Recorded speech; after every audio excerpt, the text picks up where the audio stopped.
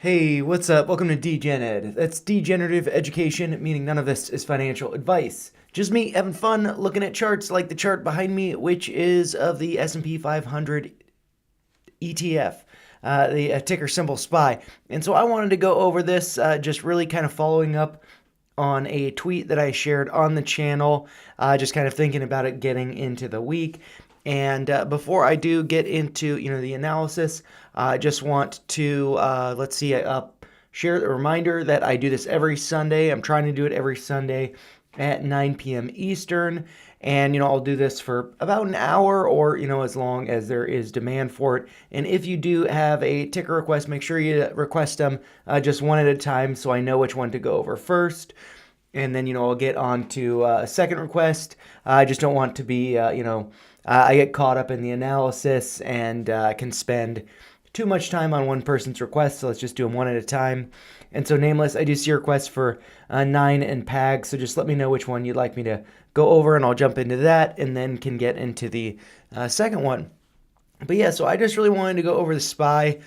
These are some levels that were kind of highlighted in this post from TrendSpider that, I think is pretty encouraging for the week. I think that prices are going to be going up, especially with a lot of tech earnings, as far as I understand. So I'm just going to flip over to that tweet so we can see it. So yeah, as you can see, this is from TrendSpider. They posted this yesterday. And so here we look at what they wrote. So SPY closes the week in a precarious spot, teetering on critical resistance. Next week's earnings could tip the scale. And so I actually find this to be a pretty misleading tweet. And so the reason for that is this is the S&P 500 daily chart, the SPY. So that is what I do have up on my chart. And from this, we see this uptrending wedge, and so a rising wedge. Those do tend to break to the downside, so I do think it is likely this will eventually be breaking down. I don't think it's going to be breaking down right now, and so the reason why I feel that this is a misleading tweet is because it says teetering on critical resistance. And so resistance is going to be coming from, above. We're below it as resistance pushing us down. And so if you look at this, stock price is above two levels here. One is this uptrending level, the base of that rising wedge. And then the other one is this moving average. And so when there's a confluence of levels, you got two levels that are underneath, current price. That makes me think it's going to be acting as support. So not resistance. Resistance would suggest a top is in, whereas being just above support, which is this case that we're looking at here, I think that could be a bottom. And also, if we look at this, here we were at this trend line. So this is like the first test, second test, coming back a third time. And so, I think we could be finding that as support. And so we can also look at that, this with respect to the moving average, that, here we were well below it, here a little bit less below it. Here we respected it as support, and I suspect we will be respecting it as support again because it is not just, stock price is not just, or I guess I should say ETF price, is not just above that moving average, but also above that uptrend. So I could see this bouncing. I could see the SPY putting in all-time highs, whether that's this week leading up to the election or perhaps continuing next week into the election and following it. And so I actually think things look pretty good. And they also have, I believe, the MACD down here with this crossover here, which if we do consider prior crosses where the yellow crossed over the blue, we can see that, here, if I just move up, price did come down, but then it bounced and we went to higher levels. And also we can see over here that there was a lot more volatility in the MACD, but over here it has kind of flattened out a bit. So, I could see, well, we did just cross here. That would suggest, a downside move. I don't think it's going to be that notable of a downside move. And because that happened in the past, few days, I think that the bottom could be in. I think that we could be going higher. I think we could potentially be breaking out above the top of this wedge. And then that is when I think that this could be, looking pretty bad if we don't get confirmation of a break above the top of this wedge. then I think, the downside would be maximum up there. And so, yeah, I just wanted to go over that in my chart real quick. And so, looking at this, things don't match up exactly. I'm not sure if they were looking at, so the SPY includes after hours and pre-market trading, whereas the SPX does not. And so the candles that I'm showing here are only market hours. I could include the extended hours if I wanted to go on like the 4-hour time frame. I'm not sure how to do that on the daily, including the extended hours. And let's see, extended hours quotes are not included in current interval. And so, yeah, I mean, it's I can't do that because it's on the daily, so that is defined by market open and close. As far as I understand how to do this. So the levels are a little bit different, but if we do look at them, we can see that this wick high goes back to July 15th. Flipping back to here, it does look like it's a green candle, so that's a little bit different, but that could just be that it was green in that it opened and closed higher than the previous day, but really in reality, it looks like that day we opened and closed. We opened higher than we closed. But yeah, so going back to that July 15th high, we could see from this, that is, right around July 15th. You probably can't see it because it's tough for me to see, but that is that pivot high and then just connecting it over here. And so that is what I've done. You can see the top of that wedge there.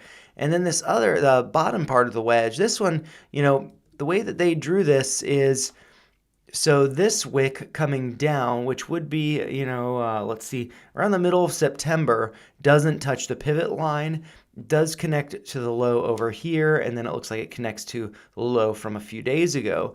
And so that's how I drew this. We could see the pivot low from August 5th. We did get an intersection, a pierce of the uptrend over here on the 11th of September. But then I have the other pivot point over here on October 23rd. And so from that, we can see that price is above that uptrending level. It is above support.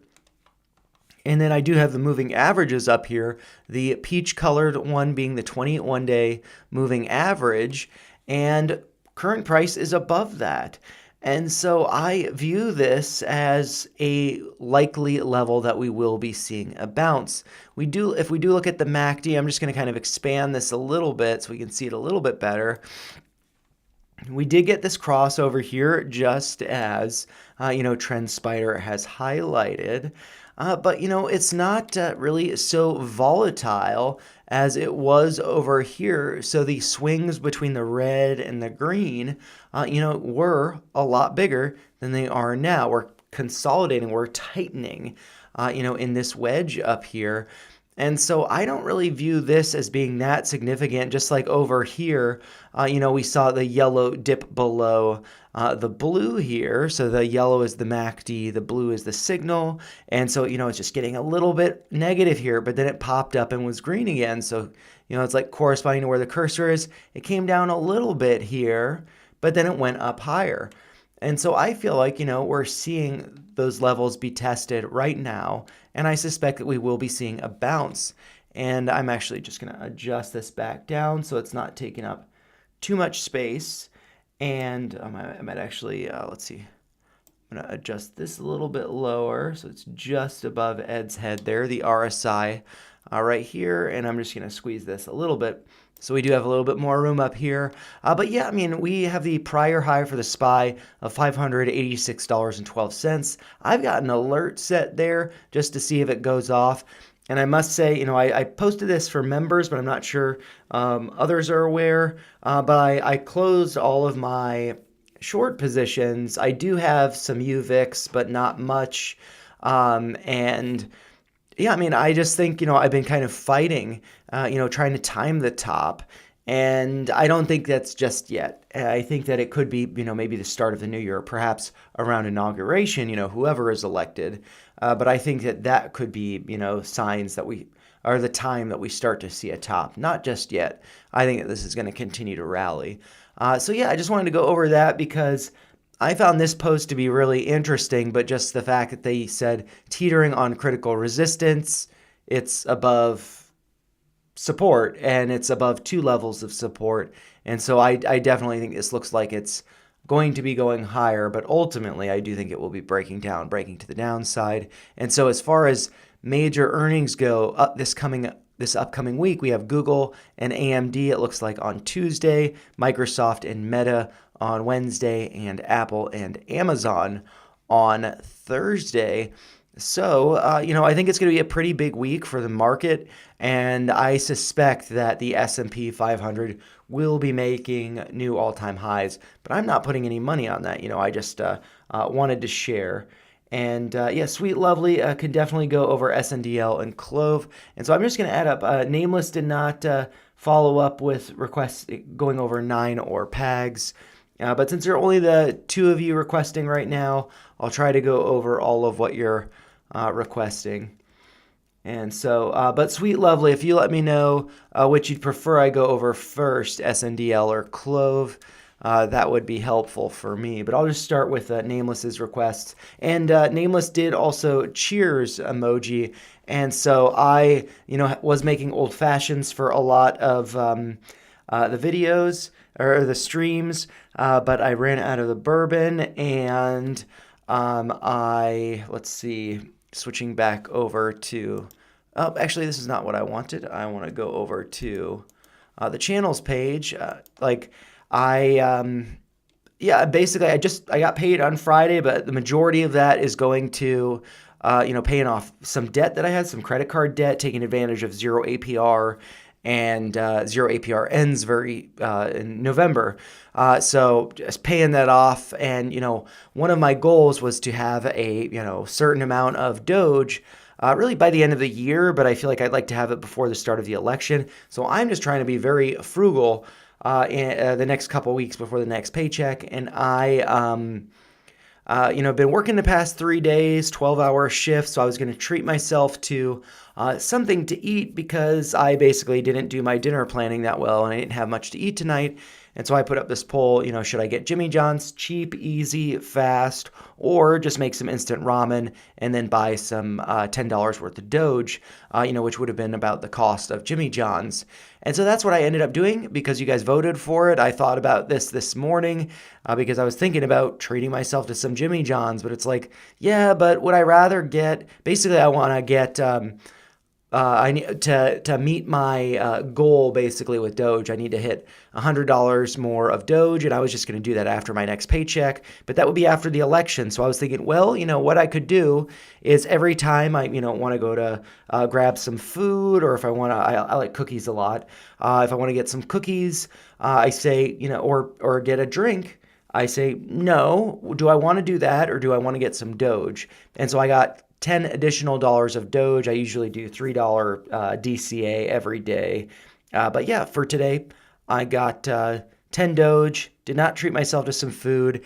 And with that being said, I just had a little bit of rum left, and just got some, let's see, pure cane sugar or whatever, Pepsi. And so I made that here. So I got myself a little, rum and Pepsi, rum and Coke, whatever. So cheers, you guys. Happy Sunday. Hope you had a great weekend. My weekend is just beginning, but it's kind of an odd way to start my weekend because, the markets are open tomorrow. So it feels like a work day, but I actually have the next week off. So I'm looking forward to that. But anyways, cheers, guys. Hope you've had a great weekend and are looking forward to the week ahead. I think it's going to be an exciting one. So.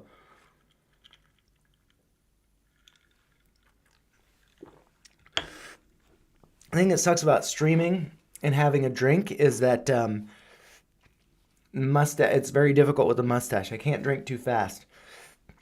And I am very much looking forward to the start of the new year because I'm either going to trim this shorter or shave it off because I'm tired. I like the way I look with it, but I'm tired of it. Mustache hairs are very annoying. If they fall out, get in your mouth, very bad. But anyways, 9. Okay, so coming down almost 9% on Friday.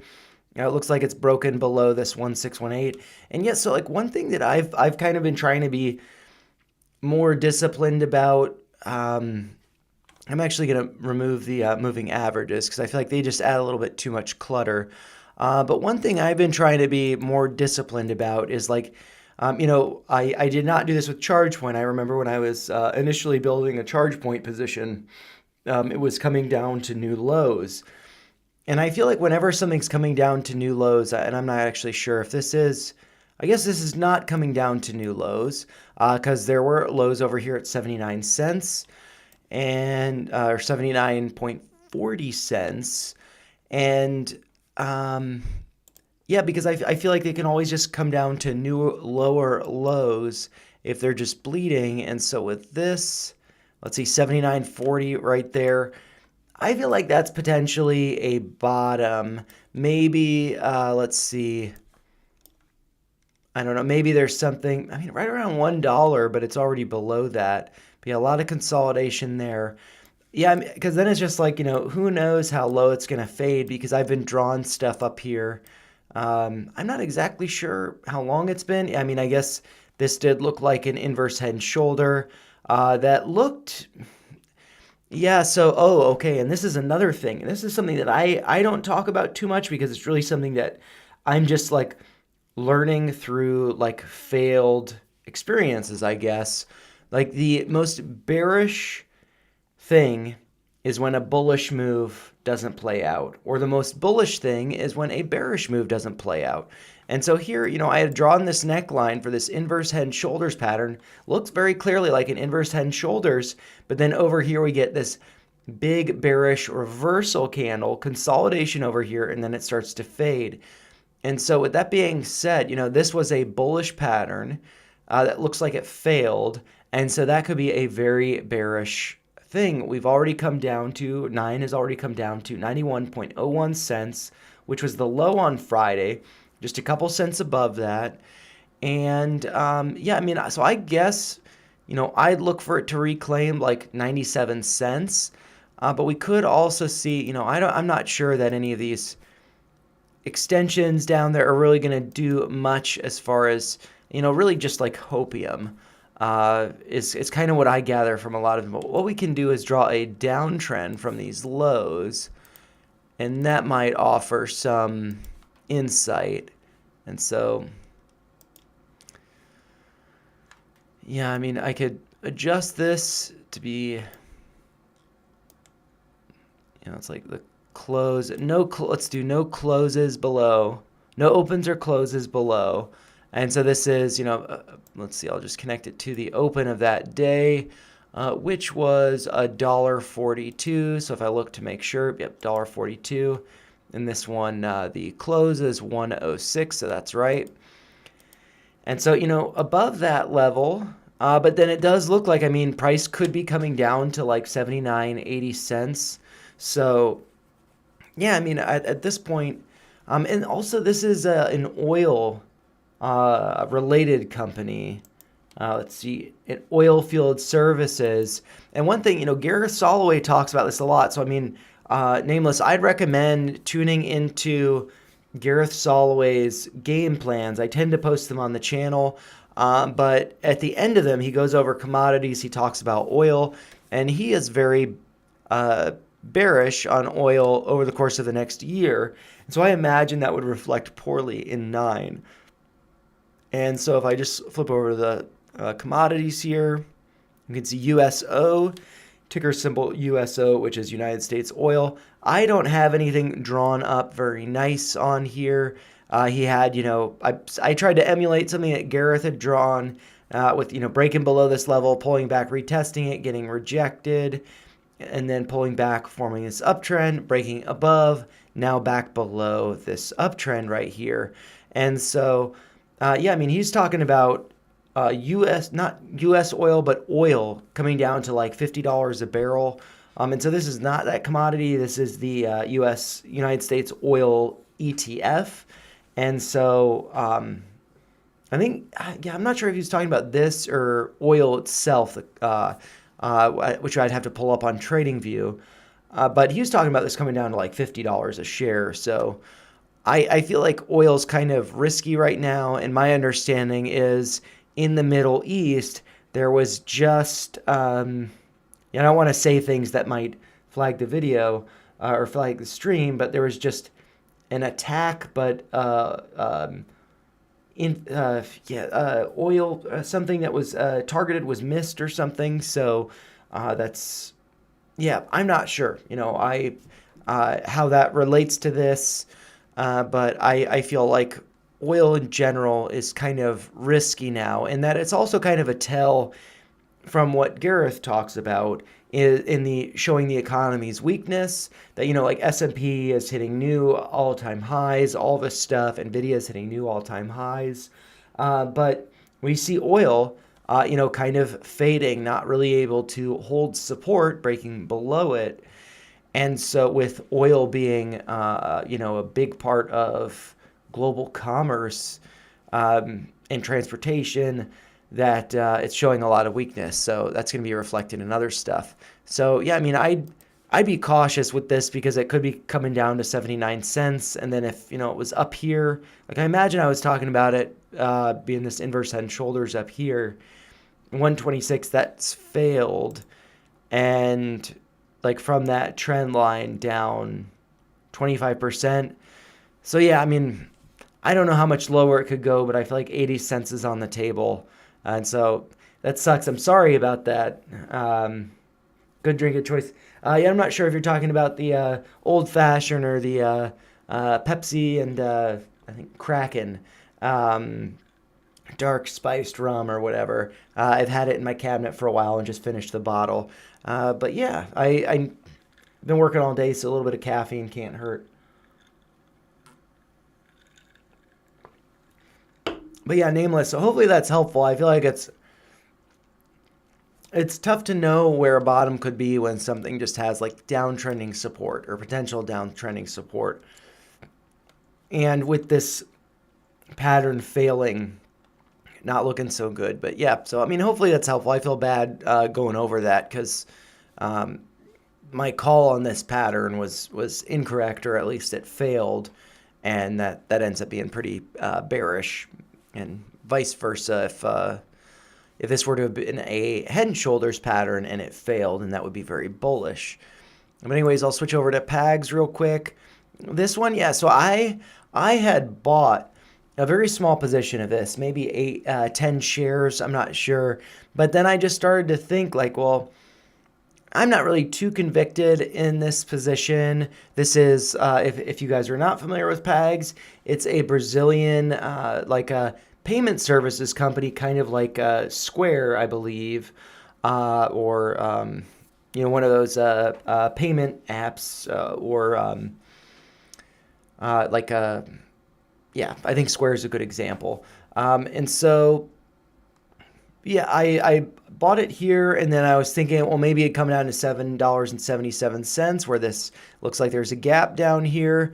Thinking that there was this gap up here that got filled, maybe to come down to this gap, and I'd add more, and then I'd cut losses around 7. But what I see with it, I mean, maybe that this is, getting ready to launch. I have no idea. But I just kind of got concerned, like, well, maybe this is consolidating and forming a bear flag, and then it does break and hit 777, and then it continues lower to like $7 a share. And so for me, I was just thinking, no, there are other trades that I could get into, and so I decided to step out of this if in case it was a bear flag. And so let's see, do I think that it could be a bear flag? I mean, at this point, it's putting in higher lows. So let's see, what was the low on the 10th? The low is $8. That's kind of like a little bit of a double bottom there. And then, since then, higher lows. So I think that's good. Have seen a number of wicks to the top side. So maybe it's kind of having a tough time getting above like 842 or maybe 845, not being able to get up to and hold that level. And let's see. We did have it. Let's see. I guess not super oversold over here. RSI was like 25, 26. Over here again around 26. And the RSI has pulled up a bit. So I'm actually wondering if it might pull back to test 8 or pull down and maybe to test this purple uptrend. And so I would actually think if it did pull down some but didn't get as low as 8, I'd see that as showing some strength.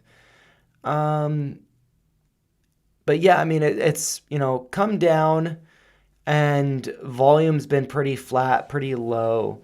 And so that kind of makes me feel like it just needs a surge in volume and it could start going higher. There is this gap up here. Let's see, the close on this day was 1060. What is that 1059 level that I have over there? That it's like that's old history. I'm going to delete that level, and instead I will draw this blue dashed horizontal line at 1060, which will indicate that there's a gap there. I like to do my gaps blue, and if they're not filled, they're dashed. They are filled, they're solid. And yes, I mean, I feel like as long as it really doesn't like dip down to 8, maybe it sweeps the lows and then bounces, and then that could be a sign that it's really starting to going to be taking off. If it does, go lower than 8 and then closes below 8, I would think that 777 is going to be filled. And if that's going to be filled, I could definitely see this level down here, this prior low at 693, or right around 7 getting hit. So I'd be cautious with it, but I think it's a good idea to see if it does dip. Does it respect this uptrend, or does it respect 8? So I think that there are a couple of levels there to keep an eye on that would still be suggesting that this is accumulation, not distribution at the bottom. So yeah, I don't think this looks too bad. And considering that this has been consolidating for a while, that makes me feel like it's less likely to be a bear flag because it's hanging out down there for so long and not broken lower. And then, so let's see. So Sweet Lovely requested Clove and then SNDL. So I will go over this one. Yeah, so So it has pulled back some. I drew this up here. I guess, let's see, 50%, it has come down to probably right around the 382. Yeah, right around there. And so I guess, yeah, I mean, from here, I would look for it to bounce up and get a close above like 430. The high on the 21st was 432. So like getting closes above that would be really good. I suspect it will be getting rejected right around between like 425 up to, or maybe 420 to 430. And then maybe moving to the next level down, which would be around like 360. That 50% retracement, so I'd keep an eye on that. And I'm just going to draw a trend line or array, I guess, from the low over here, 150. Just seeing, how does that look? Maybe that looks okay, and there's just like, a fake out over here. Maybe it's going to hold that as support. But I feel like that's a little bit of hopium. And so I think maybe better to draw something like that. And if that were to be a trend line that was to be respected, I'm just going to make it a little thicker, make it light blue so it stands out a little bit. I could see price, assume, it has to take time in order to get to that level. It could be pulling back to like maybe 350. I could see 350 potentially acting as support. And the reason for that is, the 50% retracement here is at 358.3. I think that, if price came down to that level over the course of the next week, it wouldn't necessarily be at this uptrend. I think that, it's not going to be, I imagine it's not going to be dropping off a cliff in the next couple of days. And that could be corresponding with finding this purple, light blue uptrend as support, coming down to the 618, which is at like 332. And so I feel like really just like in between these two fib levels is right around 350. And so I could see price coming down to that level. Actually earnings are on the 6th. That's the same day AMC reports earnings, I believe. And yeah, so I mean, if it did pull back to like 350 before earnings, it's, always a toss up with earnings. It could, if it does pull back to that, maybe it finds it as support and then it starts to go higher. But if it's, showing weakness before earnings, maybe it's going to go lower. So I think that's a pretty tough thing to call. We can also see the over here, I'm just drawing like too many lines up here, but this prior high corresponds with where current price is. That prior high was at 381.5, so that did get marked correctly.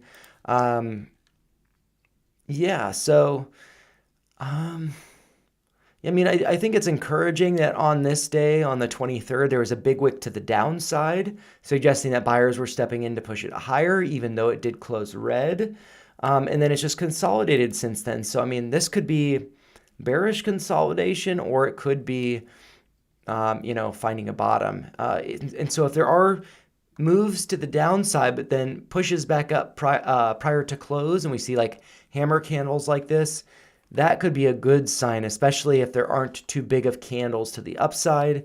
Because like over here, there is really just a pretty tight consolidation, wick to the downside, suggesting buyers pushing it up, and nothing suggesting that sellers are really pushing it down too much.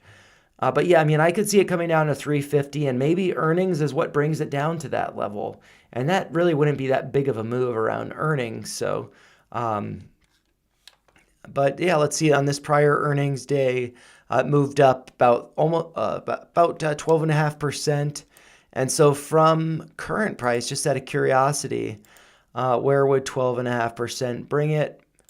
That would be to right around 330. Maybe it's coming down to 618.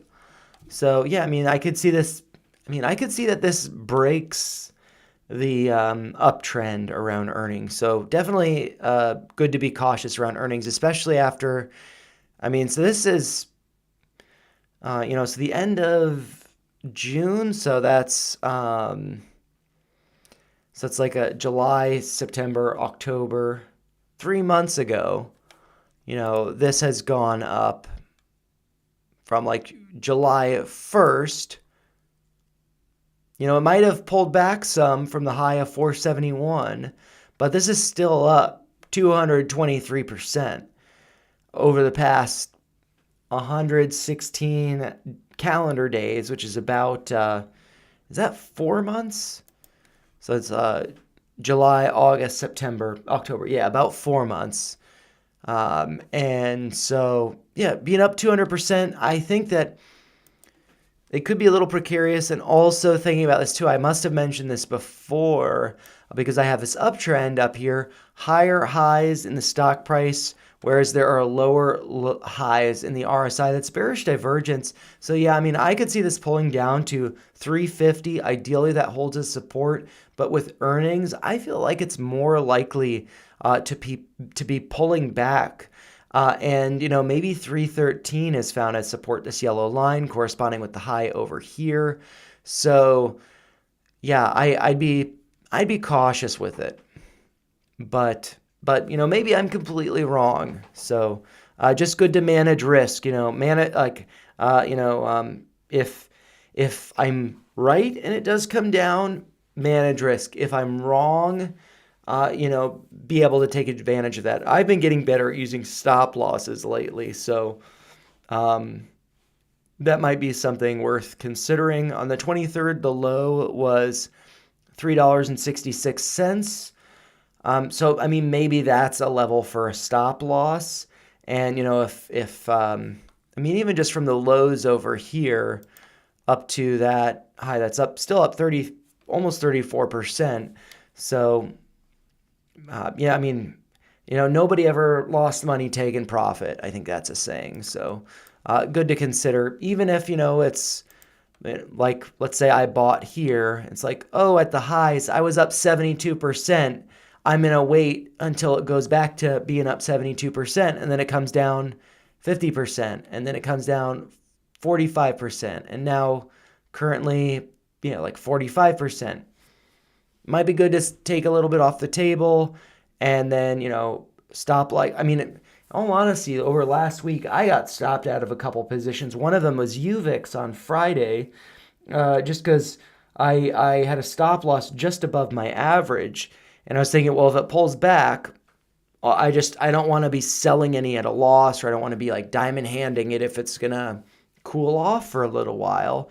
And so I had a stop loss right above my average. I trimmed 2/3 of my position there, but then had a buy order at my average.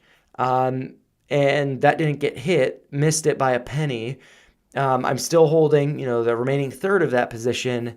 But I suspect or I hope that, when pre-market opens, that my sell order's filled and I can buy on a pullback because I think that the markets are going to rally next week, which means the volatility index would come down. But yeah, I mean, I think it's just good to manage risk. Anyways, with that, I've been trimming that position at really like majority of it's been like at 10% profit. I trimmed some at 20% profit or right around 20%, and I could have made more, but that's always the case. And so, it's like, oh man, I trimmed that position because the stop loss just making like a very small amount on it, just a little above break even. And it's like, well, it sucks, but the real lesson, the real rule of thumb in investing, trading is it's not about the money you make, it's about the money you don't lose. It's about protecting your investment. And so, yeah, I think that good to manage with this, especially with earnings coming up. And so I see Nameless requesting Fastly, so I'll look over that in a minute. I am just going to go over Sundial real quick here. I did have this kind of drawing up here, and actually I might switch over the cannabis stocks just because I've done more analysis on Tilray. And this, yeah, I mean, I have this alert down here at 142. That's my buy level, and I'm just going to stick to it. If I'm wrong, that's fine. If I'm right, I'm happy about that. But if I'm wrong, I'm happy that people are making money on it. And so like with this big move up, consolidation here, big wicks to the top side though, that makes me a little bit antsy and really just like it's not really holding this level too strongly. But then looking over at MSOS, Mr. Chart Norris on Twitter has done some analysis on this. And so I think that might be pretty beneficial to explore. But I think really, I mean, you could see this kind of like, maybe this is, this is a lower low than over here, so it's not an inverse head and shoulders, but it's just kind of like this broadening downtrending wedge. It did break out, so that looks bullish. And MSOS is the US ETF for cannabis stocks or cannabis companies. And yeah, so I mean, my understanding of this, which is like the broader cannabis space, is that this is looking good from his analysis. I haven't done too much on it, so I mean, I'd refer you to his posts on X, and I think that he posts really crystal clear stuff, and he seems to have a really good track record, better than mine. I'm still learning as I do this. And then as far as Sundial goes, yeah, I mean, this thesis is still in play effectively. I think I probably drew this I guess maybe on Tuesday. But yeah, I mean, this does look like, a bull flag, just the same as, with Tilray. But these big wicks to the top side make me a little concerned. Big wicks to the top side make me concerned. Also, it's like you think about breaking out from a level, there's money to be made faking people out. And so, and it's like you don't want to be buying below resistance. You want to be buying above resistance. That would then be acting as support. And then, you're in the clear. And so here it's like there's this downtrending level. Price starts to rally. And, you don't want to buy there because it's at resistance. It gets rejected. And that was just wicks coming up to that level. Granted, that level is based on those wick highs. But, it's getting rejected from those highs. And then here, coming back up to it, getting above those levels, but this could still be a fake out. There could still be a pullback to around 205 before a bounce, retest, and continue higher. And so, I think that with these big wicks to the top side, that could be not so great, especially with the close on Friday, 218, whereas the high on the 23rd, which was Thursday, was 219. So it would have been good if it closed at like 220, but that's just nitpicky because this high, from Friday. But I mean, really, if it's like, a launch to, I didn't necessarily talk about this with my GameStop my AMC video. But I posted something on the video just in text and going over Max Payne. But if I switch over to, let's see, I'm going to remove the drawing so it's not cluttered. And if I switch over to the 10-minute chart, what we can see is, a big pump in like the first portion of the day and then a sell off towards the end of the day. And so this, would make me think like, oh, retail seeing this rallying, it moves up, consolidates, moves up, consolidates, moves up, consolidates a little bit, maybe it's going to keep going. And so, people are going long, on Friday as options are about to expire, and then price just gets pulled down. And, I'm not sure what max pain was for Sundial, or I should say SNDL, on Friday, but I can pull up, let's see, from Unusual Whales here. This is for AMC. I'm not sure if it will still be include the data from Friday. Yeah, so the 25th, this is still the data. Max pain was 2, even though that's in the past. So, price was not able to be driven below 2, but maybe there was some retail that was like, oh, it just pushed up. Let's see, from, the open, which I imagine was 211. Yeah, 211 up to here. It just pushed up over 7.5%. It's going to keep going. And, the options expiring on Friday with a strike of 250. This is for November 1st. They're no longer the October 25th contracts up here. But, maybe there are some people going long, on Friday, 0 day till expiration contracts that are out of the money up to 250, and then it just gets pulled back. And so that's like, I feel like a trick that like market makers play, or at least this makes sense to me, that, push it up so retail thinks it's going to be going up to 250, so they buy 0 days to expiration contracts, and then we drop it back down. We can't bring it back down all the way to 2. And if, looking at the pattern that I was talking about, that this could be pulling back to 205, not $2. And so maybe it was like, okay, market makers saw the chart and they're just like, well, look, max pain's 2. We're not going to be able to push it down to 2. How can we make a little bit of money?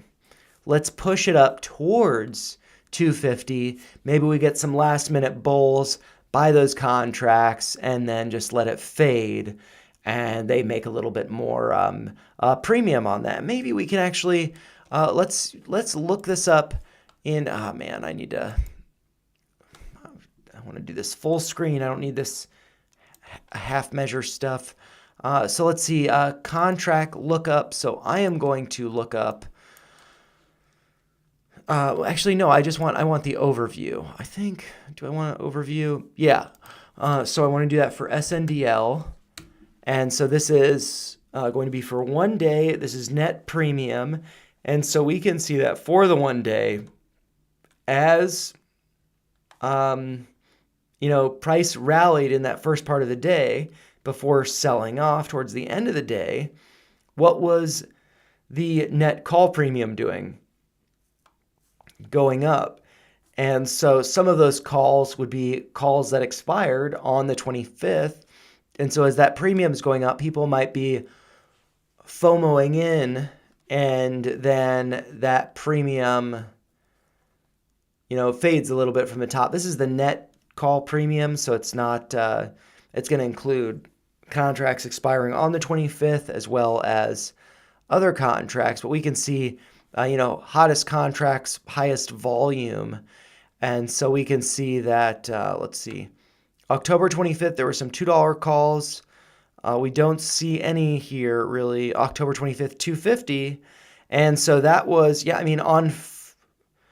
I believe this was for the day on Friday that there were 270. Actually, the way that I look this, I'm not too familiar with Unusual Whales, still learning it. But yeah, we could see that here. The premium was like around 1 cent throughout the entire day, but it expired at 0 cents. And so here, we see what looks like asks or buys as it's, starting to run up. 48, so that's $48. And then here, more what looks like buys because it's on the ask side, 200. And so that 200 calls, so that's $200. So that's $248 plus some towards the end. And, those all expired at zero. So market makers were able to make about $250 on this. And, that is, $274 really. If this was all, if the ask was truly all people, all buys that the market makers were selling those calls, then they made $274 by pumping it towards the end of the day. So, yeah, I mean, that seems like it was a bull trap for sure. And, yeah, so I mean that's kind of what I see with that wick. Maybe not necessarily in like the bigger picture thing, but for like Friday with options expiring, I could definitely see that. And but I think that that's actually kind of a bullish thing because if market makers saw the chart, like what was the low over here, this higher low that I've drawn from the 22nd, the low was 199. And so if it's putting in higher lows following this uptrend, it's like market makers recognize we're not going to be able to pull it down to uh, $2 or below $2 by close, so we'll at least rally it, and but then not up to the next contract expiration.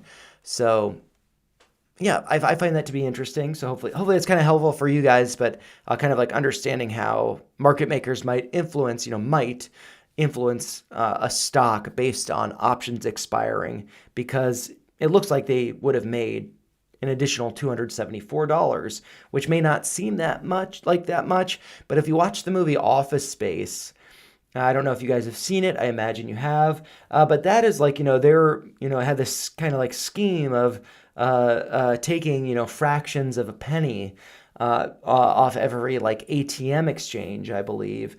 And then they were like, oh crap, we made a ton of money with this because it's just, it's fractions of a penny. But if you have millions and millions of transactions occurring, then you're making a lot.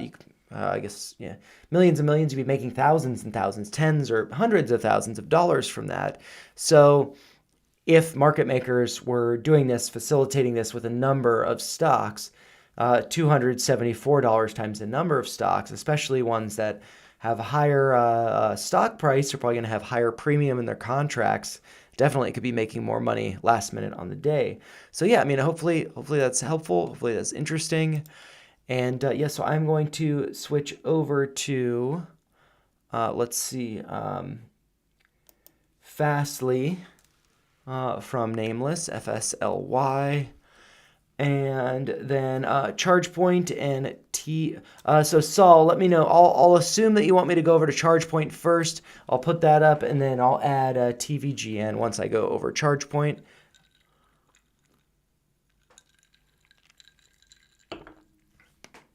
I wonder if this stream is going to be terribly popular because I feel like people have been kind of consumed with other stuff with the election coming up so soon. So I imagine that streams and whatnot might be kind of light the next couple weeks.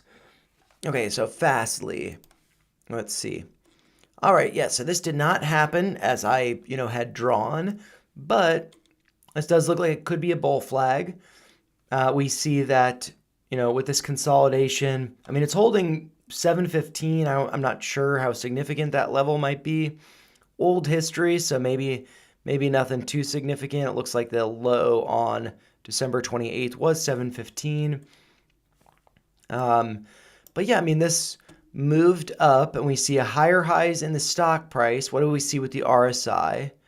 We also see, let's see, the RSI here on the 19th of September was 66.44. Over here, 66.20, 66.48. So we're in the clear. Higher highs here. So no bearish divergence. So that's good. Let's see. We also have higher lows being formed, I believe. So we've got 697 here. This pivot point, we did break below that, but we only got one close below it. So that could be a fake out break. So I think that looks really good. Also, I mean, we see this big drawdown Wasn't volume pushing that, so it just seemed like a little bit of weakness, but then bounced back the following day. Spinning top, so maybe we see a retest of this uptrend. That could be coming down to like 720. I'd look for 715 to hold at this point. I feel like we got a fake out break here. But if it does not hold, I would think that, we don't want to be putting in lower lows. And so over here, this low was 703, which corresponds with, it looks like this one, which was 703. And so that could be, higher low here, double bottom. This is a lower close, so that's not so great, but that does look like it was a fake out. Got a bounce the following day, but it looks like, I believe this is an inside bar because the bar, the candle itself, is within that prior candle. So I believe that's referred to as an inside bar. Following that, spinning top. So yeah, I could definitely see a retest of this uptrend right around $7.20. So that's what I would look for. And then we can also see, downtrending level here from the top, 774, connecting to, really just that next wick high over here from the 4th. And, it does look like, that could be, let's see. I'm going to make this thicker, and I'm going to color it light blue. I just think that's such a soothing color. Very relaxing. So yeah, with that, I think that looks like that could be a wedge pattern. It could be breaking to the top side or the downside. But with this, I think, pull back to 720, and then, maybe it could start to break from there. So I don't think this is looking that bad. And I actually think it's looking better than if it was to do this, like what I suggested, because this is forming more of a floor here now with this consolidation. But if it does, alternatively, if it does break lower, then that would now be kind of like a ceiling. So good to be cautious of that. Yeah, and and to look at this, what do we have here? I have this drawn as like a W with an A move higher, and so that's not what's happening. But really, what we have is a cup and a handle. So I think this is looking really good. And I will, let's see, I'll try to draw a little coffee cup. I don't know if I could do that. Let's see, yeah, I'll try to draw something that resembles a coffee cup. So that's like, we got a little box here. This is not going to be good. Maybe can I draw a polygon? Polyline. Maybe I've not done a polyline before, but yeah, so from the top up here, over here, this low, up to there, back to that point. Oh, man.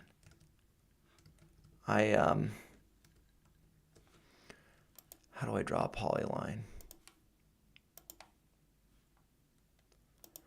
I'm just doodling at this point. So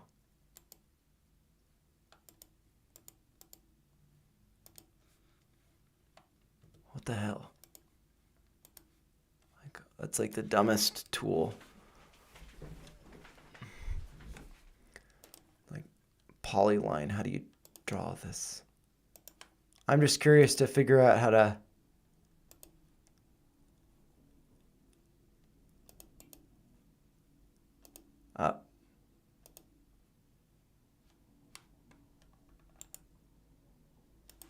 like, what the hell? Like, how is that useful? I'm sorry.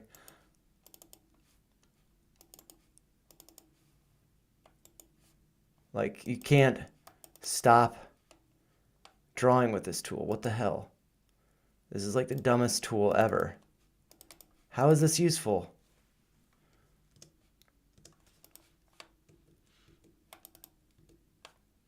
Okay, what the hell? I want to draw a coffee cup. Okay, so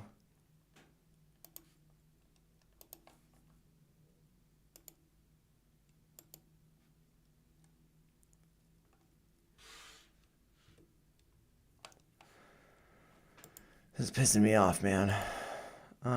Why?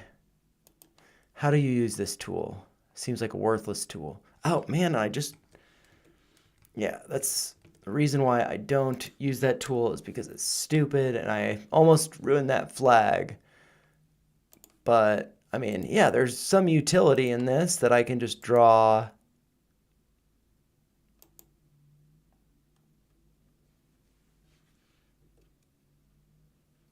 Like, what the hell? Like, how is that fucking helpful? What the hell? Like, it totally deleted my line there.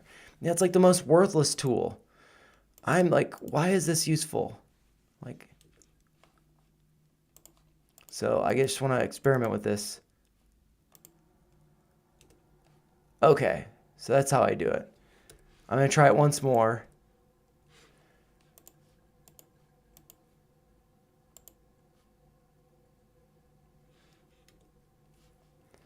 I'm going to try it more than once more. Sorry, I'm going to try to learn how to do this. So I click that, and then I do escape. Okay, so it's like when it's not highlighted, then I can do escape. But I need to draw that downtrend again, because this stupid thing didn't work. Okay, so there's that. Making that line thicker, doing light blue. Okay, now I want to draw a light blue cup to go with that handle.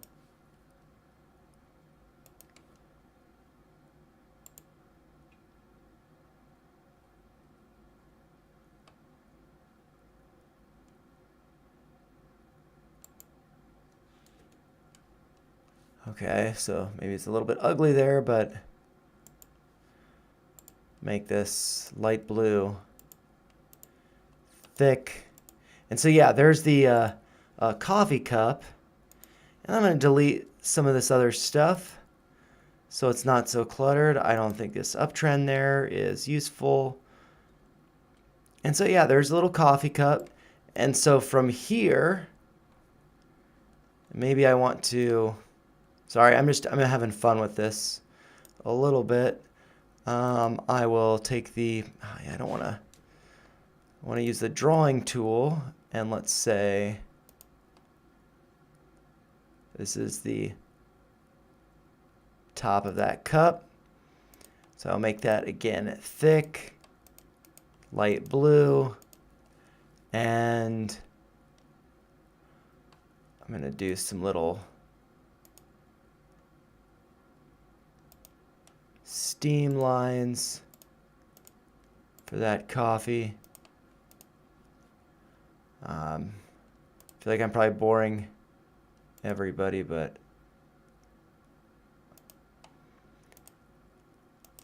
I'm enjoying doing this. And so one more steam line.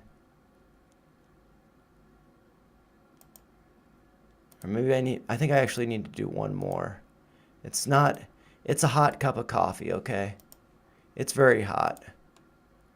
And I want the steam line to go the other direction. There should be more variability in that steam. Okay, so that's a cup of coffee. And so with that cup of coffee, I'm going to delete these other levels. Just so we have a nice clean cup of coffee. Ignore the extension of the handles over here. And that, I think that's useful. And so this is what I could see happening with this. Let's see, trend line. I could see it going like, actually, no, this would be like a measured move. So I want to take a measurement from the base of the cup to the brim of the cup, approximately. And so a break from this, let's say it's right at the tip of the handle there. That's saying price could go up to around $10 a share. And $10 is also going to be a psychological level. So I think that makes sense. From current price, that, let's see, is around a 38%, almost 40% move to the upside. So that is what I think. So hopefully that's cool. I think that's I had fun with that, and so I hope you guys enjoyed it. And um, yeah, and I mean, it could even be coming up to this gap, which has not been filled, so I'm going to make it a dashed line. But yeah, so hopefully that's helpful. I had fun with that, and I will now go over charge point. Um, oh, and so this one, yeah, so I have a position in charge point, and I did add to my position at 132, which I was talking about doing because I did not think it would go to 130 again, but it did.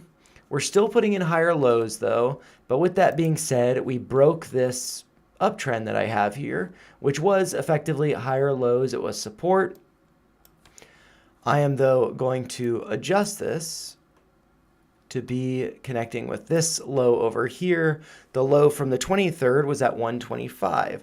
I then added to my added another buy order at 125 to add 100 shares at 125, but then I decided it did not get filled because it was after we hit this low.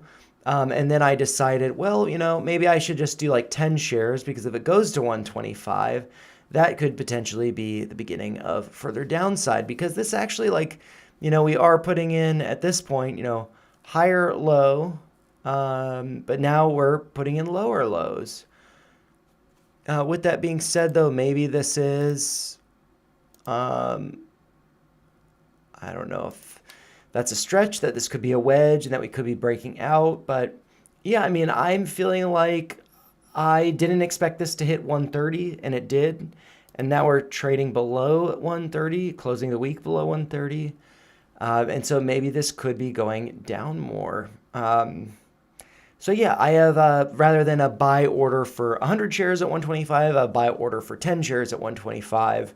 I'll reassess and maybe I'll buy 90 shares higher than 125. But I just kind of want to see those levels hold. And even if I'm buying 100 shares at $100.30, that's much lower than my average, which I think is around like 230 or 240. So yeah, I mean, I'm hoping that this holds, and I feel like it's tough for me to kind of analyze charge point at the same time because I have bias. I want it to go higher. It is putting in higher lows though, 123, 125, and over here 121. So I mean, 125, I'm not really too surprised by that being the low. But if it went lower than that, like to 123, I think it could be easily going back to 121. So yeah, I mean, for this week, I'd look for it to be holding 125 as the low. And so if I have my buy order gets filled, I suspect that means, I have a buy order for 10 shares at 125. I don't think it's going to get filled. But if it does, then I would expect price to be going lower. Because if 125 gets filled, we probably hit 124. And if we hit 124, I imagine we're going to 123 and lower. So, but I think it's also good to kind of consider the other EV charging stocks. EVgo, I had talked about this pulling back, and it did, but then it hit new highs. I feel like this is overextended, and I think that this needs to pull back at some point, because this is up so much, whereas ChargePoint and Blink are not up so much. Blink does look like it put in this inverted or inverse, whatever it is, inverted hammer, and that with the big wick to the top side, suggesting that this could be pulling back. EVgo, spinning top, suggesting that it could be pulling back. And, it's also like, I was thinking this is a spinning top, that it could be pulling back. It did a little bit, but then it, it's always, to shake out for the maximum amount of people to lose money. And so with this high being here, then going higher, there not being much volume behind it. Like, volume has really cooled off since over here. We're putting in higher highs. The RSI here, the high was at 81.23. Then over here, the high was at 78.53. And then here, the high was at 75.13. So yeah, I mean, I feel like this is potentially in my view, going to be coming lower. And so I'm actually curious to look at puts on EVgo that I like doing them farther out. And so May is open. If I look at puts, and I'm thinking that it could be coming down to like 650. I think that's reasonable. Maybe finding support at 7. So if we look at that, 7, that'd be risking like $130. But I think that it's probably coming down to 7. And that, if I'm bearish on EVgo, does that mean I'm bearish on ChargePoint and Blink? I feel like, maybe EVgo needs to share some of the love. And so if EVgo comes down, the other two could go up. But I don't think that this is worth the risk of $130 on it, even though there's, like 7 months between now and May. About almost 7 months to the middle of May. But 6, that's $90 to risk. And so it's coming down to 6. That's a 618 here. Yeah, I think that this looks overextended. But over here, though, the RSI here was at 87. But then it did pull back and consolidated before going higher. But this, just looks super overextended. Also, let's check to see if there's some other levels of resistance that might have stood out. I don't know. Maybe this could go up to 10. So got rejected at 907. So yeah, I'm not going to buy puts. I'm not going to short it or anything. I was just curious. But yeah, ChargePoint, if my order at 125 gets filled, I will look at the chart to see like, okay, well, is it going to go below 121? And then maybe I want to buy if it's below 121, but then to put on the brakes after that, to not be chasing a falling knife, but just to be taking advantage of the best sale that we've had on ChargePoint, because the 52-week low is 121. And so if it does, cross below that, then it's like, sure, I'll get more shares, but then I'm going to take a step back. So I think 125 is an important level. So I keep an eye on that. Had to go at Home Depot at the beginning of the stream. Did you do the other ticker? I don't see it, buddy. Yeah, so I did. So in the list here, this is just EV charging. So I did go over. PAGS. If that's what you're talking about, Nameless, I did also go over Fastly. If you missed Fastly, you missed out on some good thoughts. This is what I did with the. Oh my God. You guys, if you guys were here for the stream, you got to watch the stream because I drew a very nice depiction of a coffee cup here with a handle with a measured move going up to around $10 a share. I even drew 4 steam lines here, but this crappy charting app, Webull, deleted my drawings. I had some struggles with it, but maybe actually... I'm just doing like the Command Y or whatever. Yeah, I don't know. That sucks. But yeah, I drew a very nice coffee cup with steam and a measured move to $10. So I think that the chart's looking really good, and I justify it. If you were talking about Fastly, I'd recommend going over it because I'm not going to draw the coffee. Well, I could draw the coffee cup again, but everybody else would probably not be happy with it. And so like the handle is really like based on this downtrend. And that should be a very thick line. And then the coffee cup, I'll do it really quick because I've gotten better at using this tool. It's based on a poly line. I'm actually going to draw it from over here. So it's a little bit easier to end it. And so I can go up to here. And then, so yeah, the polyline's kind of stupid. It's like there. This is good practice for me. Like, why the hell does it do that? Like, I draw this shit. I was getting pissed off because this kept screwing up. But it's like, okay. This is so dumb. This is like the stupidest tool. Like, you need to have a If it's like endless points, you have to have... There we go. Okay. How did I do that? I don't know. I got lucky with it not deleting. Then I'll draw this thick, make this light blue, and I will lock that into place. And so that's your little coffee cup. And I did end it with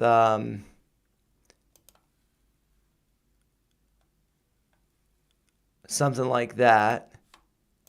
And so that is, you know, the coffee cup with a measured move to 10, which is based on, you know, that going up to the brim, just about being approximate, a break from, let's say, right over here, price going up to around 10. So that's what I see with Fastly.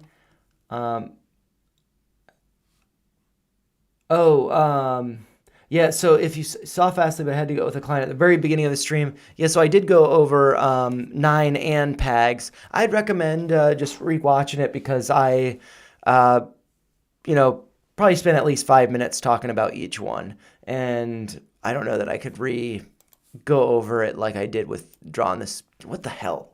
I just drew that cup. It's so stupid. It's like the most worthless. Anyways. Yeah, so PAGs, I feel like this could be a bear flag, but I think that it's potentially holding higher lows. I'm not going to go over it again to any great extent. But yeah, I did go over some things to be looking at. And so like the low over here, I think was 8. So yeah, I think that this purple uptrend could potentially be holding 9. I'd recommend listening to Gareth Soloway's game plans. I do post them on the channel frequently. I'll post his game plan tomorrow so you can check it out. But every day towards the end of those game plans, if you don't want to watch the whole one or the whole episode, they're usually 20 minutes long. He goes over commodities at the end, and he always covers oil. And he's pretty bearish on oil, like into 2025, throughout 2025, given that basically his justification is that the stock market's hitting all-time highs, Nvidia's hitting all-time highs. Everything seems really bullish. Everything seems really strong, but oil is not performing very well. And so that's kind of a signal that the economy is showing some weakness.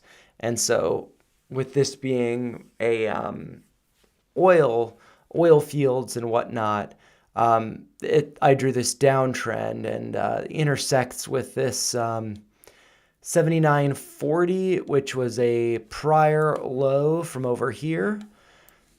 And so, yeah, I mean, it's just like it's finding downtrending support. And you can see, like I was going over this, how, you know, I had talked about this being an inverse head and shoulders pattern, but like whenever there's a bullish pattern that fails, it ends up being really bearish. Whenever there's a bullish pattern that fails, it ends up being really bearish.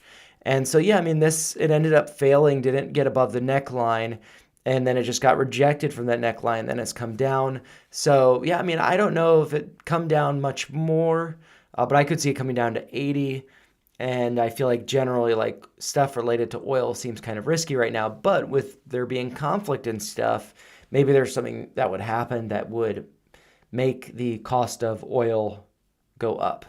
And so maybe that would be beneficial to 9. So yeah, I don't know, but with this putting in lower lows and stuff and just fading down, it seems like a pretty risky one. So I feel bad going over this because I don't know where the bottom could be with it. But hopefully the analysis that I did earlier is helpful. I have not bought any TMC. I have been fairly restricted in my buys lately, and I've tried to be like, if I establish something, I end up trying to like be into new positions for not more than, you know, a week or two, and just trying to hold no more than 20 positions or end the week with no more than 20 positions over the weekend. But yeah, I can pull up TMC. I think I went over this on Tuesday though, so my analysis is probably not going to be too different. But yeah, I mean, this could wicks down, closes above that uptrend, so that could be getting ready for a bounce. I'm not sure how well this correlates with the SPY, but, you know, the SPY here, I think that this is going to be going up. And this does look like, you know, pullback consolidation with wicks down. This has, these wicks down. So, I mean, maybe this could be breaking out. But yeah, I'm not in this though. But yeah, and then TVGN was also requested by Saul, and so I'll go over that, and then I might end after that because I'm feeling a little tired after the long work weekend, and I don't want to. Whoa, yeah. So this, like, I don't typically participate in stuff like this. If I do, it's like I'm usually in down here, and then I am definitely out by this time. So let's see, TVGN. Yeah, what kind of company is this? Oh, it's a biopharmaceutical.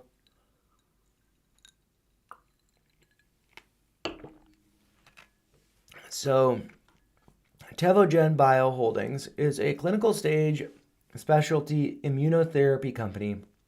The company is harnessing CD8 plus cytotoxin T lymphocytes, CD8 plus and CTLS to develop off-the-shelf, genetically unmodified precision T cell therapies for the treatment of infectious diseases, cancers, and neurological disorders, aiming to address the unmet needs of patient populations.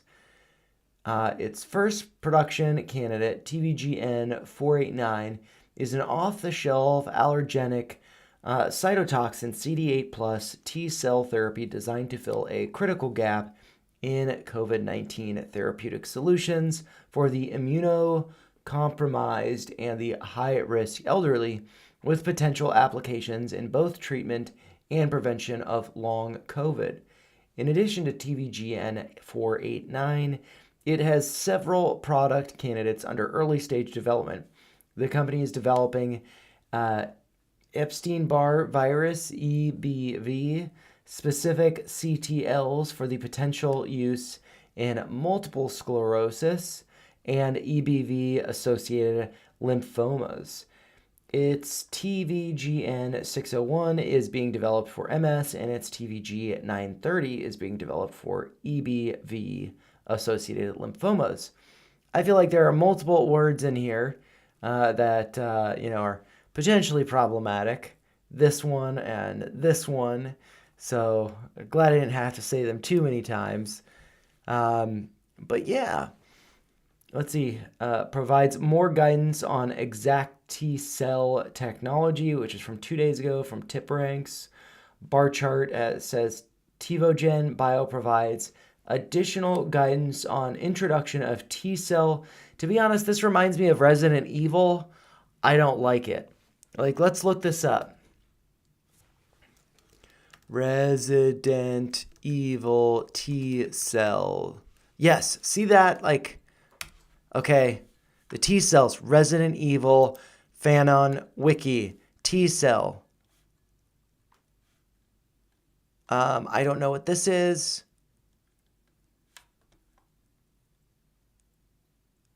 Why? End in 4. Yeah. Okay, so I don't know what this is. Okay, I'm not interested in that.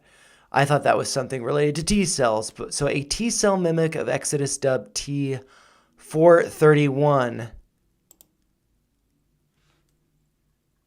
What is this from? I mean, this is what you're talking about, man. This guy, he's coming for the T cells. I don't know what Cobra. Which one is this from? Resident Evil Revelations. I did not play this one. But T cells. Let's look up more stuff. That's okay. Tyrant virus. We do not want to invest in this. That's all that I'm saying. This is it. It's a bad idea. This T cells. Maybe it's T virus and I got it wrong. There's a cancer therapy. Yes. Okay, wow. Is this Resident Evil? There is a cancer therapy involving T cells and inserting a harmless virus. When is this from? 5 years ago. I was ready to post something about it. Open Reddit, and you beat me to the punch. Good show, sir. Ha. Let's see. What's how CAR T therapy works? I don't know what this is. Blood taken from patient. Filter out the immune T cells. Harmless T virus used to deliver genes to T cells modifies them, recognize and target cancer cells. Modified T cells duplicate in the lab. The modified CAR T cells are injected back into the patient. So, yeah, I am skeptical. The patient starts to feel itchy. Figured it'd be amusing since, viruses, T cells. For those curious, though, here's the article. Immune discovery may treat all cancers. Saw this earlier. So this is from 5 years ago. I saw this earlier and immediately thought of a zombie apocalypse. I don't like where this is going. Ed's in the way. But yeah, with this being $3 a share, being up more than 10x from where it was over here, I think this is risky. Volume, as price has gone up, has been coming down. You see price going higher highs. You see, while this is lower than this one over here, let's see, actually, the on the 15th of October, the RSI was 85.99. 84.47. This is a bullish engulfing candle, but I feel like it's going to be turning around very soon. So I am very skeptical. I think at best it could be finding support right around $2, which is right around where the cursor is. So hopefully that's helpful. Sorry to put on a tinfoil hat there, but I just had to. I don't know why I'm switching around between so many things. Because of the T cells, the T virus, Resident Evil, I don't like it. I'm sorry. And so let's see. Voting. So yes, but the state that I live in, my vote will not really matter that much, and so I don't. Let's see. Yeah, I don't want to talk about politics on the channel because I know that some people can be very passionate about it, and I support that and I encourage it. And yeah, yeah, yeah. So I don't want to influence that. I'm happy for people who are excited and I feel like have positive attitudes. I feel like there's been a lot of negativity, and I don't like that. And I feel like some things this election cycle could have been played better, and I feel like they demonstrate weakness in our democracy and other things. Though I think. Yeah, I mean, it's just the country's really divided, and I really don't like that. And yeah, so um, I will be voting, but I'm not going to be voting in the presidential election. But I already know the outcome for my state, and I'm fine with that, and I'm not trying to challenge that or anything. So, but yeah, I encourage everybody to vote. I actually have the week off, and so I'm going to be doing early voting. Haven't figured out to do it. But I'll be doing local elections. So I think that if you're really passionate about one of the candidates, I think you should definitely vote for them. And I think that it's, an every vote counts kind of election, especially if you're in certain states. I'm not in one of those states, so I don't, I'm not, yeah. And I talk about the state that I live in every once in a while. But yeah, it's already decided, and I'm fine with it. So I'm gonna let it be. And because my vote won't influence the amount of delegates or electoral college or anything, and so yeah. But I think that uh, I don't know, the U.S. political. Um, I've just been feeling over the past, like, let's see, I don't know, like past probably uh, I don't know, 10 years or so, I've just been feeling less and less confident in the U.S. electoral process. And I think that we're going to see, yeah, I feel like I already know who's going to win. I feel like y'all probably imagine the same person's going to win. And I feel like hopefully that will be a wake up call for, I don't know. Yeah, I don't know. I'm frustrated, but yeah, but I'm happy. I'm happy that people are excited. I'm happy that people are getting out and voting. So I don't want to be a naysayer or anything. Um, but yeah, yeah, and I like whoever you guys vote for. I imagine I know who the majority of this channel is voting for, the subscribers of this channel, and I completely support that. And I want you guys to get out and vote. And and if yeah, and but there have been people on both sides of the aisle that I've seen vocal, whether on the channel, in X, or expressing their comments. So I I want to be supportive of everybody, and so I'm trying to do that. So I will not say, but you can probably, um, yeah, I don't know. So I really don't want to get into politics on the channel because uh, some people can get very worked up about that, and I have not been. Uh, yeah, I've not been getting too worked up. I did. I will say though, and I hope that Kamala does this, but I don't think she will. But I feel that the Joe Rogan podcast with Trump. I was listening to that starting a couple nights ago when it first came out, and then at work yesterday, listened to that. I think that's a really great interview. I wish that some topics would they talked. Joe talked about his weave and how he talks, and sometimes he didn't always address all of the questions as thoroughly as I would have liked or had been interested to get a full response from.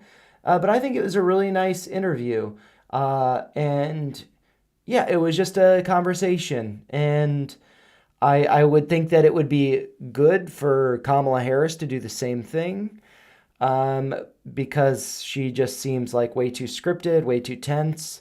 And I think a casual conversation would be very revealing. And I would hope that she and her campaign would think that's a good thing. But I feel like she's going to avoid doing that because I think it would probably be detrimental to her campaign. And so, yeah, I mean, I think that just says a lot. I think that's, for me, I do streams that are 3 hours every once in a while. I'm not talking to anybody other than, the chat section. And talking for 3 hours is tough. And I watched kind of a follow up that he had, I don't know who it was, but on his podcast, like the day after, just a buddy chatting about it. And, he was saying that, um, uh, Trump didn't take a pee before the chat. Wasn't drinking anything. You didn't take any breaks. And I think that for the debate that Trump and Biden had, I think there was a lot of concerns that Biden would, let's see, have to take a bathroom break or not be able to stay awake the whole time. And yeah, I mean, I don't know. I think that, um, yeah, for me, and not, so if you guys are curious, I'm a registered independent. So I'm really, not, taking either side. I will say that I'm excited about a number of things on Trump's side. But a few things that I'd say I'm concerned with. But one thing that, I just think that I think too much about things probably, but just strategically, the Democratic side, I don't understand why he was always too old. Not necessarily from an age standpoint, but from a cognitive standpoint. And I don't understand why he's still president right now. I don't understand why Kamala is not running as an incumbent. I think she'd have a better chance of winning. But I think that that to me is a demonstration that there's not confidence that she can be president. So that whole side of things seems like a total mess. And I'm curious to. I didn't see much. I saw Tony. Is it Hinchcliffe, who does Kill Tony? I'm fairly new to seeing that, but he had. I saw that there was a clip that something was promoting Kamala that was a bit from Tony's speech about Puerto Rico, and I mean he's a comedian, and he was making a joke about Puerto Rico, and it was cut to promote, whatever Kamala was. And it's like, well, that's, uh, you know, um, Joe Rogan and Donald Trump were talking about this, how things are clipped and taken out of context. And, it's like both sides. I think that, I think it's just good to be able to have conversations about these things. I think when people put down one side or the other, or take things out of context, I don't think that there's any progress there. And I think that we need to be able to have conversations. I feel like, uh, yeah, I don't know. I and I mean, and like I've talked about Tesla. I think Elon Musk is a brilliant guy, so I'm really excited about that. And Doge having nothing to do with the Department of Government Efficiency. But yeah, I mean, uh, yeah, I mean, I think that Elon Musk is a brilliant guy. I think that the government overspends, and so I mean, I'm very intrigued by that to see what Elon can do. And over the past, there's some things like JFK, very intrigued by him. Oh, sorry, not JFK. I always say that. RFK Jr. He I'm very intrigued by Make America Healthy Again. Um, and so, I hope that if that's the party that wins, I hope that stuff's implemented.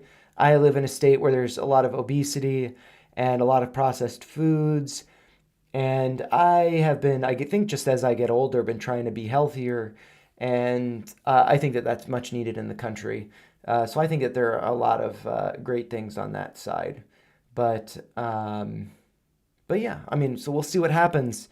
And I feel like, to me, it seems very clear. And actually, I'm not going to talk about any more stocks. I'm going to end the stream.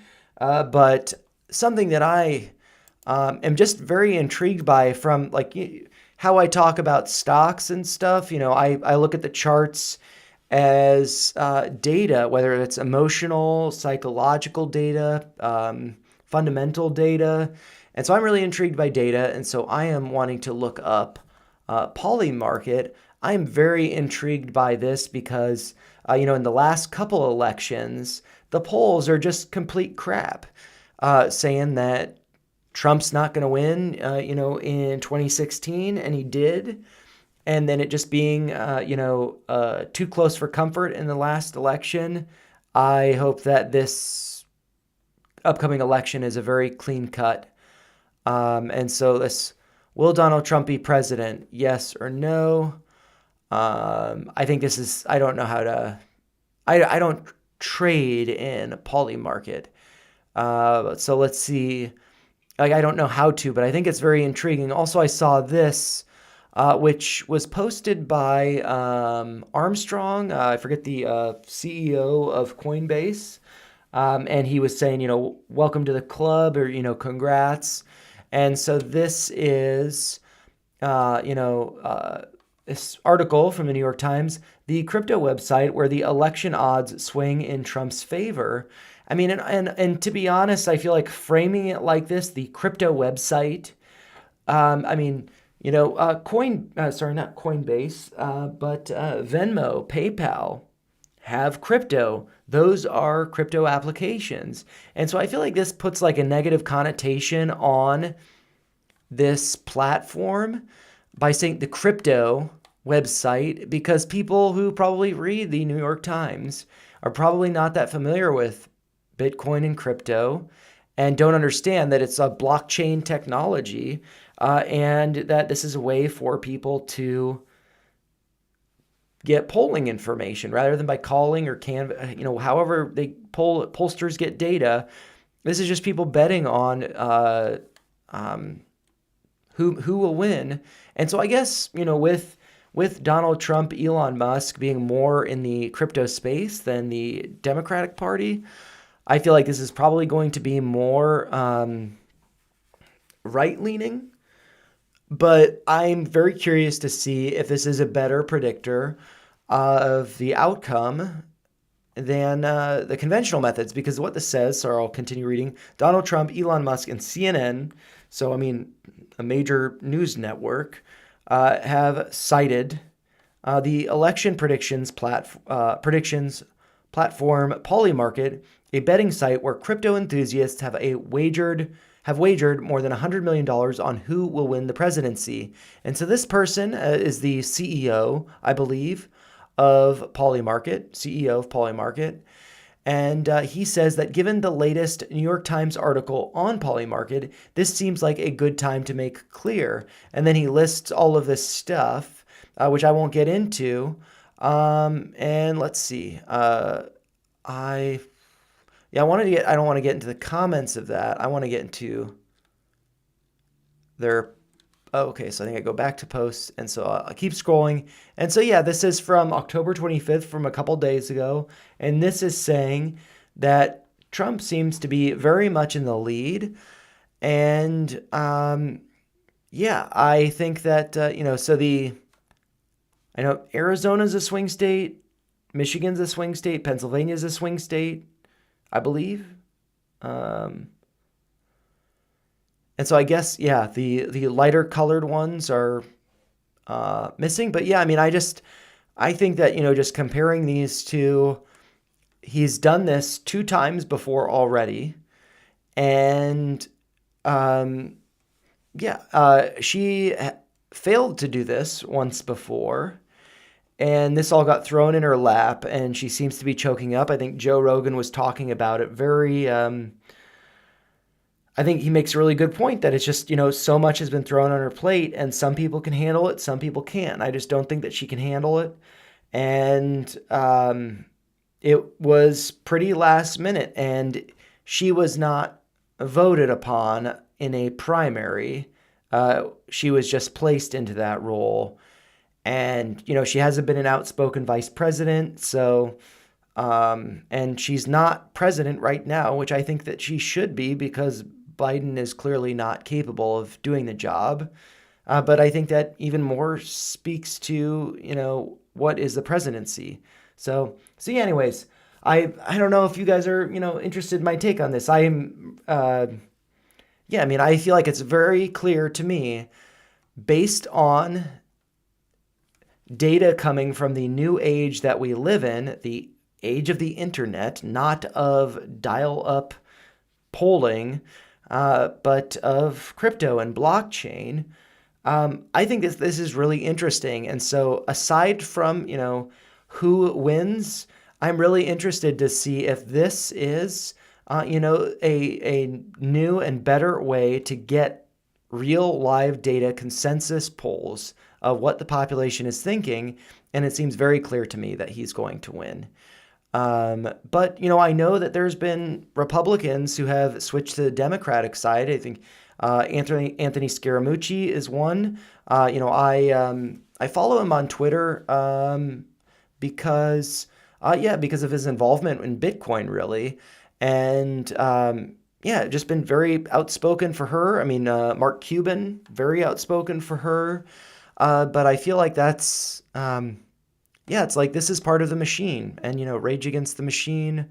I think that, I don't know, I really do not like the 2-party system, to be honest. But it seems very clear. So, if I were a betting man, I would bet on Trump winning.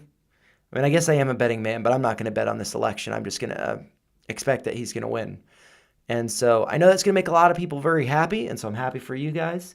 And if you're in the camp or the party where it will not make you very happy, I'm sorry, and I feel like in both the last 2 elections, there were a lot of people saying, he's not my president, and no, this is a democracy. We vote on these people, and there are flaws. There's no perfect system. And I think that whoever wins, that person's going to be our president. And and so I hope that we can all, whoever wins, I hope that we can all come together and recognize that both sides have strengths, both sides have weaknesses, and we are one country. And I think it's a really great country. And so I hope that we don't, I hope that this doesn't make it too divisive. But anyways, I don't want this channel to be too divisive or anything. I don't want to get into politics talking about that stuff. I just like talking about the charts. And with that, I'll close on where I started. I think that we're going to see a rally this week, potentially getting to the top of this channel. I have this alert set here on the SPY for $586.12, which is the prior high. I think we're going to go above that. And I am very much wondering if the election will be a continuation with the rally higher or a sell the news event. I have no idea. But I just think for the 5 days ahead, I think that the S&P 500 is going higher, and I will also just very out of curiosity look at the crypto space. Bitcoin is now trading below $68,000. Dogecoin is still, holding above 14. The $10 of Doge that I bought this evening was at 14.2. So I'm up a little bit on that, but overall, I am up on my Doge position, which I believe is around 12 cents average. And I plan on just continuing to stack until it gets to $1. And at that point, I will take, right now, half of my position off the table. But by the time it gets to $1, the amount that I will take off the table will be half of my position. And then I'll just hold the rest. And yeah, Department of Government Efficiency. I think that'll be a really, really great aspect of what I suspect will be happening. And I think that, I feel like if taxes could be lowered and government spending and efficiency can be, taxes can be lowered, government efficiency can be increased, and we can keep a little bit more of our paychecks, I think that would be awesome. So we'll see what happens. And Doge here, I'm excited about this. I'm excited about this. I'm excited about, where's the request? I'm excited about SPY, seeing what happens with that. I just think that's cool. And I'm excited about natural gas. I was hoping that this would continue lower and I'd be buying around 716, which was what I was expecting to be the bottom over here, but continued lower. It seems like that could be happening, but I think that Boyle is this 2x leverage natural gas could be continuing higher. And so if it does, I might be getting into cold, which is 2x leverage short natural gas. So I'm excited about that. But I don't have a position in natural gas right now. Oh, and UVIX. I'm going to end on UVIX actually. Oh, so VIX, closed on Friday above 20, suggesting that there could be some volatility, but I think that this is kind of a fake out. And maybe there's going to be some volatility around the election. I could see that we see this kind of cool off over the next week and then see volatility around the election, because regardless of who wins, I suspect that we will not necessarily know for a couple days.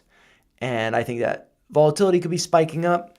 With that volatility index, 2x leveraged long VIX futures, UVIX. This is the one that I trade.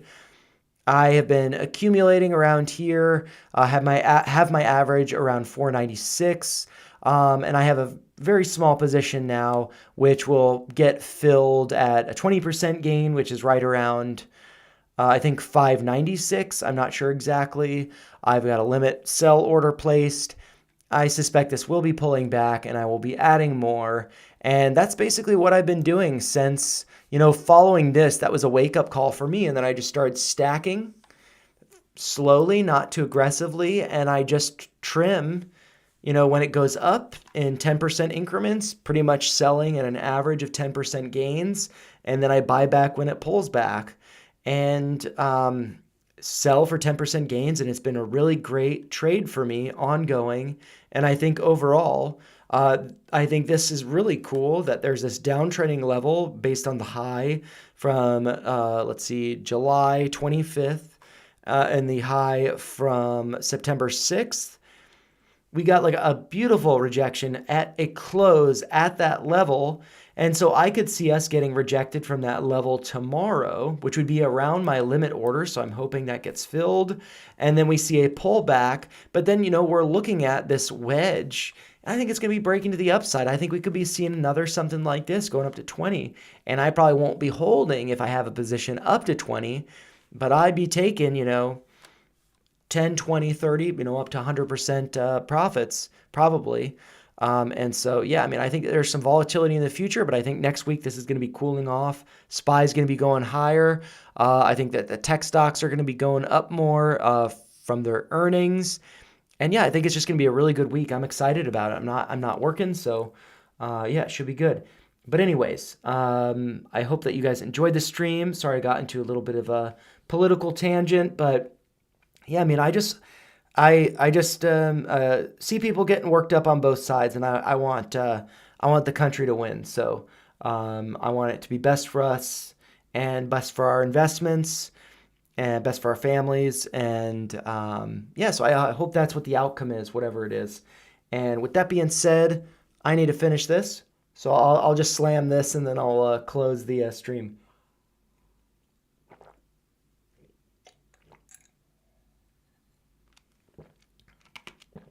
Some ice making it tough.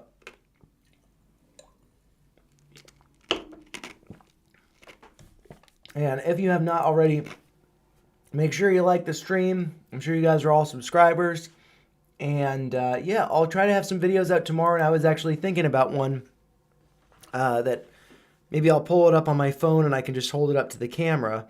But I was thinking about doing a video based on, me turning this into a meme. And so you'll have to wait and see what that is. Just kind of a video kind of about some ideas that I had, psychology of trading squeezes or potentially big moves and stuff. And yeah, so I might put that out tomorrow, but I got to try to be productive at home and stuff. So yeah, I hope that Monday is a great day for you guys. Great start to the week. And I'll probably not stream again until next Sunday, but I'll have some more videos out. Maybe I'll do a surprise stream during the week. But yeah, take care of you guys.